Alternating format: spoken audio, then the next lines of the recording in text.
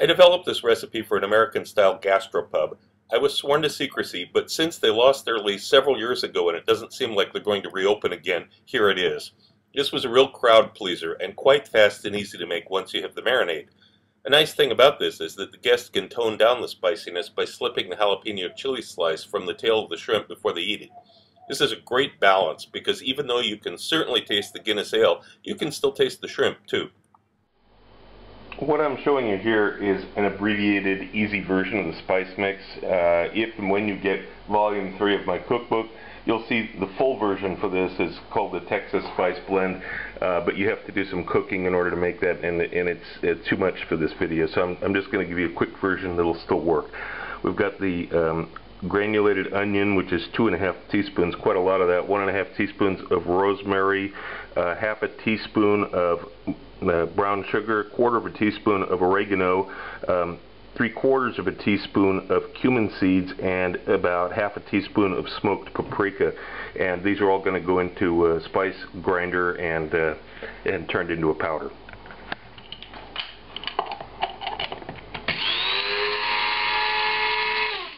Okay, actually I just tasted this and compared it to the original Texas Spice Blend. I'm going to add a little coarse salt to this, just over half a teaspoon, to at least bring up the salt level. There's more complexity in the real seasoning mix, but this will work okay, I think.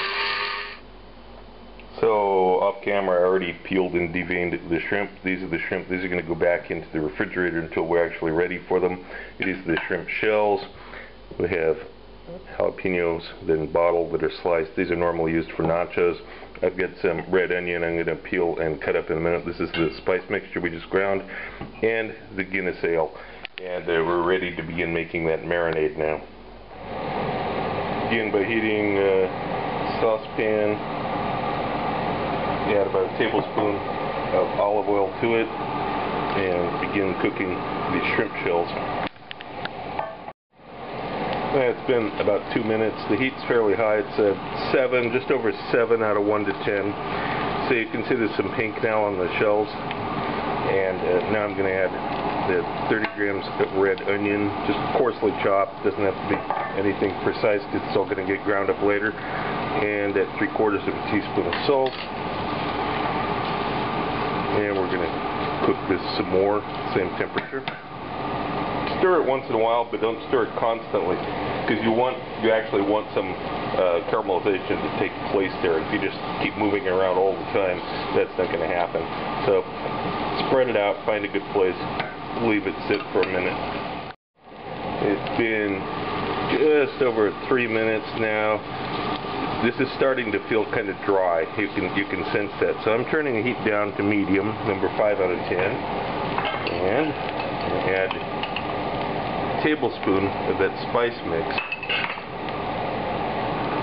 and we're just going to cook this together for about maybe 30 seconds, and then we're going to add the other ingredients here just to give it a little toast, kind of wake up that spice.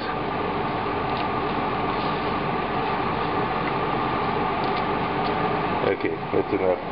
Now we add the Guinness and the jalapenos. And we're going to let this simmer. Remember, the heat's now down to medium. We're going to let this simmer away with occasional stirring for a little while now. After 6 or 7 minutes, you'll notice that the volume is reduced and it's thicker. This is fine. This is time to transfer it to the stick blender and puree it. And rub it through a sieve as best you can. Of course, a lot of the solids won't go through because you've got shrimp shells in there. So spend a minute here passing through as much as you can. And after a minute, you realize that's all that's going to go through. Wipe the bottom of the sieve. And here's your marinade, except we have to add the honey. So here's the honey. Stir it in.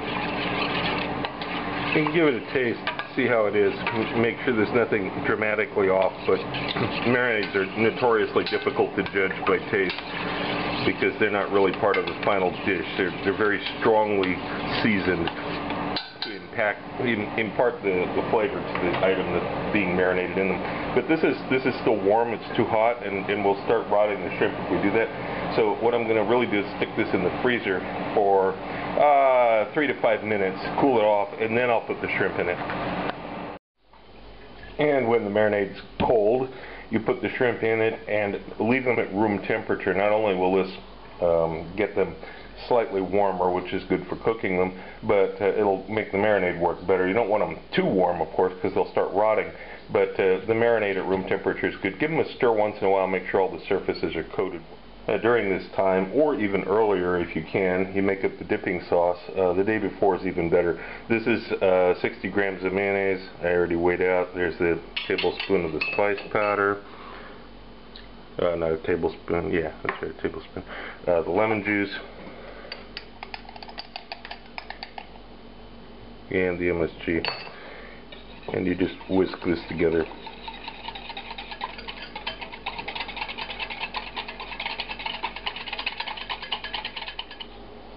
Then, when the marinade time is up, you pat it dry with paper towels. Make sure you get as much of the moisture off as you can. And then we're back to this seasoning mix again. You can just put a little dab, a little bit of this on them. You don't want to, don't drown them in it. Just a little bit, like this. And now we're going to heat up a pan and begin frying them in much the same way we did the French bistro shrimp.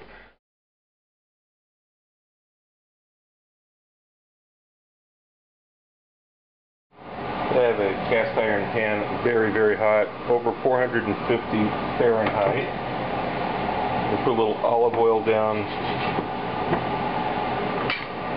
and we do these in batches.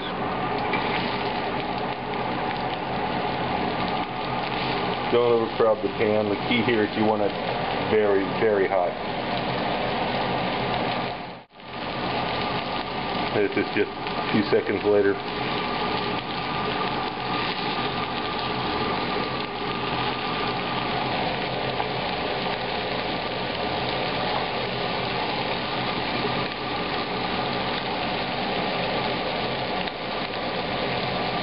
It's like 15 or 20 seconds on each side. Turn them up on their ends.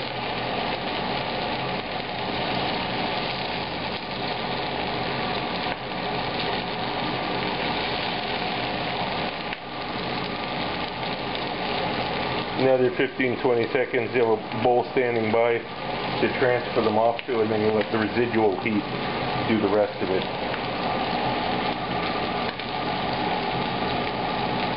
You're only going to cook them maybe a minute, minute and a half. Very, very hot. Okay. And now in this bowl, of course, the other shrimp that'll be cooked will go over the top, and the heat from them will help cook the ones underneath more. And you just repeat the process. Then when you've got them all cooked, you add a little bit lemon juice to this, and they're going to need a little bit more salt. I'm going to toss like this, and then we'll plate them up.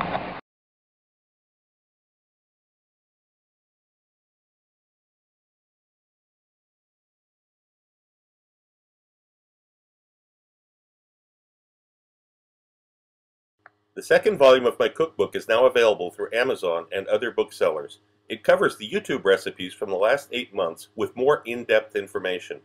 I received requests for the procedures on all recipes, and I've listened to you. Every recipe has step-by-step directions, and of course there are recipes that aren't on YouTube. But this is not just a recipe book. Far from it, as you can see from some of the topics scrolling by here. I'm certain that anyone who watches my channel and any serious cook will find this book a treasury of useful and new information you won't find anywhere else. If you want to know more about my adventures as a chef around the world and have some great laughs along the way, be sure to check out the video tour of my book, 40 Years in One Night. It's up on YouTube right now. Click the link. Also look for my cocktail book, Cocktails of the South Pacific and Beyond, Advanced Mixology, available through Amazon online.